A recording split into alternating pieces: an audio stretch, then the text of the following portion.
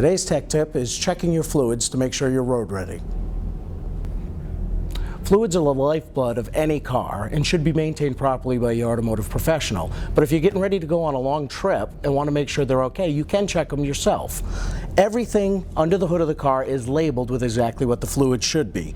Washer fluid, your engine oil, your brake fluid, anti-feeze. So make sure you read caps before removing them, and make sure that the engine isn't hot before you check them as well. You don't want to hurt yourself. Your oil, for instance, has the viscosity that belongs in your car, and that's very important that you use the correct oil if you need to top it off to maintain the engine protection as well as fuel economy and for emissions purposes as well.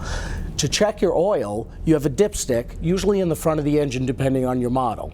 On the dipstick, when you pull it out, there will be markings towards the bottom that show you exactly what the oil level should be.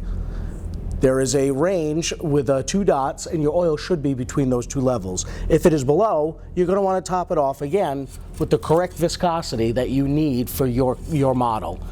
Anti-feeze is very hot, so make sure you do not remove this cap after your car's been running. Wait until it cools down if you need to remove it for any reason. It's always best to let a professional do it if you can. Washer fluid needs to be topped off regularly, especially here in the Northeast after the winter we've had. Make sure you use a good non-freezing washer fluid.